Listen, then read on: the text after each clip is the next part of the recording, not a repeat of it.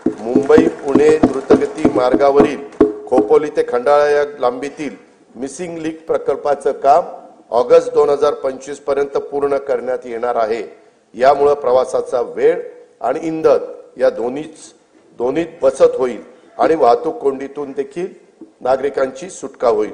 मुंबई उपनगर परिसरातील वाहतूक गतिमान व्हावी यासाठी वर्सोवा ते मड खाडी पूल, वर्सोवा ते भाईंदर किनारी मार्ग, मुलुंड ते गोरेगाव, ठाणे ते बोरिवली आणि ऑरेंज गेट ते मरीन ड्राइव्ह भुयारी मार्ग असे 64,783 कोटी रुपये किमतीचे प्रकल्प हाती घेण्यात आले आहेत।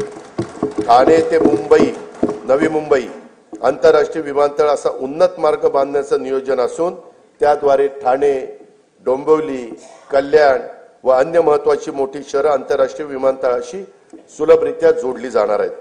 बाळकुम ते गायमुख या ठाणे किनारी मार्गाची लांबी 13.45 किलोमीटर असून त्याचे सुमारे 3,364 कोटी रुपये खर्चाचे काम सन 2028 अखेरपर्यंत पूर्ण करण्याचं आमचं नियोजन आहे।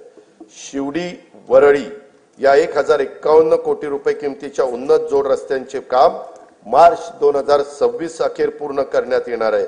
स्वातंत्र्यवीर सावरकर सागरी सेतू वांद्रे ते वर्सोवा या दरम्यानचे 14 किलोमीटर लांबीचे 18,120 कोटी रुपये खर्चाचे काम मे 2028 पर्यंत पूर्ण करण्याचं आमचं नियोजन आहे।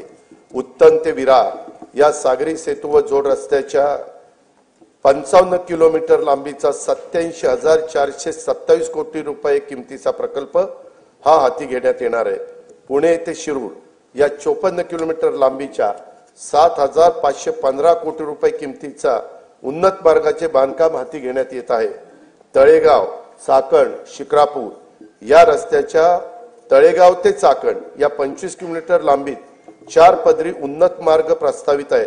या प्रकल्पासाठी 6,499 कोटी रुपए खर्च अपेक्षित है।